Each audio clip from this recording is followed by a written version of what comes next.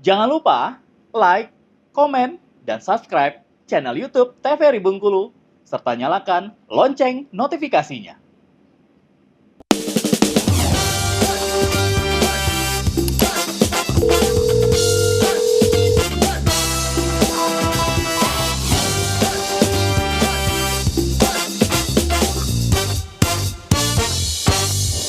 Halo sahabat sehat, terima kasih Anda kembali menyaksikan Dokter Kito bersama Kita Sehat dengan tema kita kali ini mengenai trauma kimia mata. Nah, saya mau mengingatkan bagi Anda yang mau bertanya, boleh langsung saja hubungi ke nomor WhatsApp TVRI Bengkulu di 08 11 10 13 210. Kita lanjutkan lagi ya. Dokter, tadi ibu-ibu biasanya kenapa? Mungkin bisa langsung dilanjutkan aja. Ya. Jadi yang tadi kita lagi bahas trauma tentang yang asam ya, itu biasanya cuka sama aki mobil yang paling sering. Nah, kalau yang ibu-ibu sukanya itu biasanya terpercik dari pembersih rumah tangga. Contohnya misalnya bahan pelan gitu ya. Terus juga pencuci, sabun cuci piring atau sabun cuci baju ya, itu termasuk juga dari pembersih rumah tangga ya. Terus juga semen ya, ternyata semen itu juga masuk ke bahan yang bersifat basah. Selanjutnya kapur ya. Terus biasanya kalau ini untuk pada pekerja di tambang mungkin ya, jadi suka kena kapur, terpapar kapur terus menerus gitu. Selanjutnya ada pupuk ya. Nah, pupuk ini sama kayak juga pembersih herbisida tadi, itu juga biasanya bisa kena percikan juga ya, atau misalnya pada saat nyemprot terus menerus jangka panjang yang lama gitu ya. Makanya kan tadi dilihat berapa lama paparannya gitu. Lama paparan itu penting. Misalnya udah nyemprotnya bertahun-tahun, terus tadinya cuma sedikit, terus lama-lama karena dia rutin terus gitu ya, jadi nanti bisa menginfeksi lah matanya atau merusak lah dari struktur bola matanya seperti itu. Dan juga yang bersifat basah adalah pembersih pipa ya. Iya dok, itu kalau misalnya ada make up yang kemasuk nggak sengaja, terus misalnya berkat bulu mata atau apa, itu gimana dok? Iya, jadi kalau misalnya dari pH mata kita sendiri itu pH-nya adalah 7 sampai 7,3 ya. Itu pH normal pada mata. Kalau misalnya memang ada benda, kalau dia tidak bersifat asam, karena kan asam itu adalah kurang dari 7 ya. Kalau misalnya basah itu lebih dari 7. Nah, berarti kalau dia masih pH-nya di range pH mata normal, biasanya itu tidak berbahaya. Tapi tetap aja, karena ada benda asing yang masuk ke dalam mata, itu harus segera dibersihkan atau dikeluarkan seperti itu. Karena nggak boleh dia juga lama-lama nanti malah jadi infeksi. Biasanya kalau dia hanya pH-nya normal nih, tapi ada benda asing yang masuk ke dalam mata gitu, itu bisa menyebabkan yang namanya konjungtivitis biasanya. Jadi infeksi pada mata seperti itu. Sampai ke trauma yang menyebabkan nanti ada kerusakan pada bola matanya. Ya, gitu baik. Ya. Oke. Selanjutnya karena kita bahas ada dua ya. Jadi ada yang pertama trauma karena asam. Biasanya bahan asam yang mengenai mata itu dia akan mengalami proses koagulasi ya. Koagulasi protein sehingga korneanya ini ya, bagian yang hitam matanya itu kalau kelihatan ya, itu akan mengalami kekeruhan sehingga bila konsentrasinya itu tidak terlalu tinggi sebenarnya, dia ini tidak akan bersifat destruktif. Yang saya bilang tadi, jadi kalau misalnya dia asam, biasanya itu hanya mengenai pada bagian superficial atau di luarnya aja, lapisan dari luar matanya, ya. Karena dia di sana hanya terjadi koagulasi protein, gitu, hanya merusak bariernya saja, biasa di bagian depan. Nah, jadi biasanya kalau misalnya dia yang asam, itu dia nggak sampai destruktif merusak dari struktur hitam matanya atau struktur bola matanya di dalam itu, gitu ya.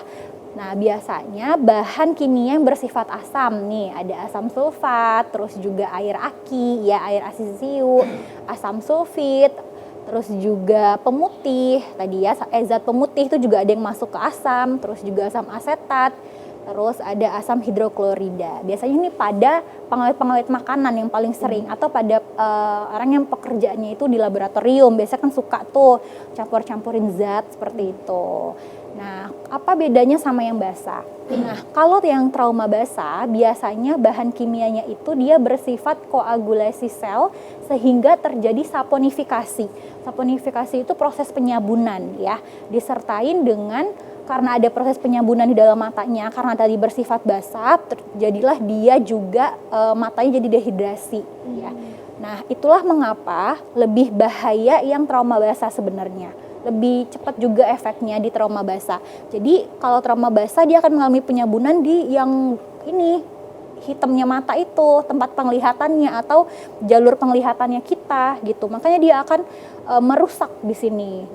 Jadi lebih cepat ada efek yang ditimbulkan. Biasanya bahkan bisa sampai kebutaan. Karena benar-benar menutup dari ini jalur penglihatan. Kalau misal ada kornea di dalamnya gitu. Terus di dalamnya lagi nanti ada iris, ada retina gitu ya. Jadi kan yang bagian penglihatan itu kan yang bagian hitam mata kita gitu ya.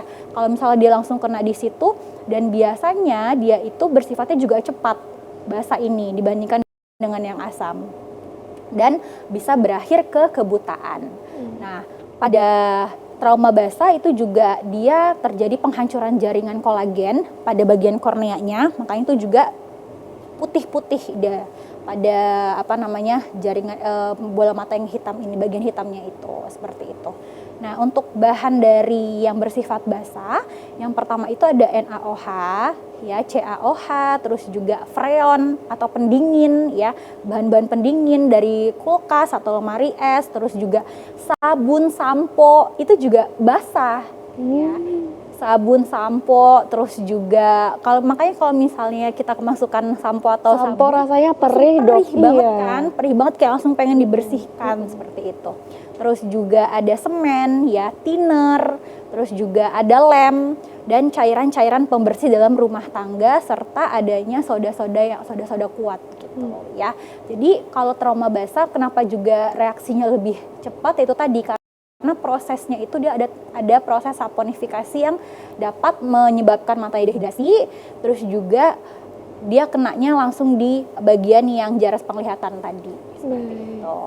Nah, itu yang sampo tadi gimana, Dok? Kalau setiap mandi misalnya atau setiap keramas lah ya, terus kemudian masuk ke mata kan perih tuh. Cuman biasanya kalau saya sendiri mengatasinya dengan menyiramkannya dengan air yang bersih ya. Nah, itu apabila terjadi terus-menerus bisa bahaya nggak sih, Dok? Ya, jadi kalau misalnya kita pakai sampo atau sabun, makanya harus pelan-pelan ya. Yang pertama bersihkan dulu daerah dan jangan kena daerah yang mata gitu.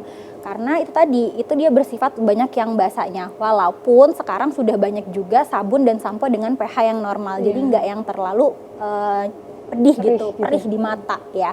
Nah, kalau misalnya emang terkena, yang pertama adalah itu bersihkan aja pakai air yang bersih, jangan dikucek-kucek atau digosok, tapi langsung dibersihkan aja. Iya, karena kalau dikucek-kucek atau digosok malah nanti yang tadinya cuma kena percikan sedikit kita gosok jadi kena ke tempat yang lain juga, jadi makin perih gitu dan bisa mengiritasi. Itu yang terutama yang makin bikin dia makin nyeri, makin merah karena abis dikucek-kucek biasanya matanya seperti itu.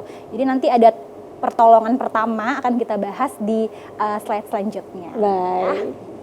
Nah, ini untuk patofisiologinya ya atau perjalanan penyakitnya. Jadi bahan kimia asam, kita lagi bahas yang asam ya, sama aja sebenarnya. Jadi asam itu nanti dia akan berikatan dengan protein tadi sehingga ada yang namanya koagulasi protein plasma yang ada di mata tadi, sehingga dia inilah yang membentuk barier.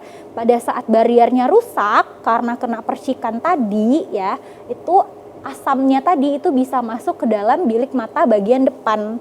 Nah, bilik mata bagian depan tuh nanti kalau misalnya emang udah kena tadi akan menimbulkan gejala seperti itu. Nah, apa aja gejala-gejala yang dapat ditimbulkan dari terpapar bahan kimia pada mata? Nah, ini ya. Yang pertama adalah penglihatannya akan menjadi lebih buram dan tiba-tiba biasanya ya. Karena kan habis kena percikan tiba-tiba buram. Tuh.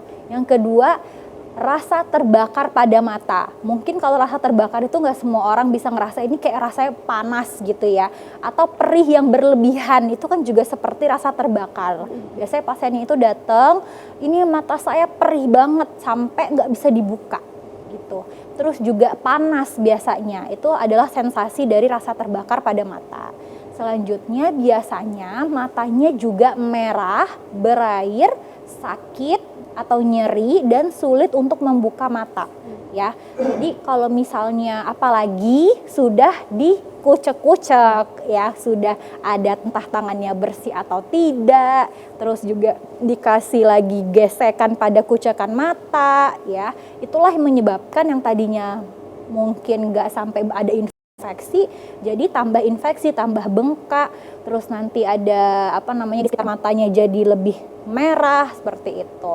Biasanya juga berair. Nah, berair pada mata itu juga sebenarnya salah satu perlawanan dari mata kita untuk membersihkan mata itu sendiri ya. Jadi kalau misalnya air mata itu fungsinya itu kan membersihkan mata. Kenapa matanya berair ya tadi? Karena ada zat lain yang masuk sehingga air mata kita akan keluar untuk membersihkan, karena nggak sesuai nih pH-nya sama mata kita itu ya.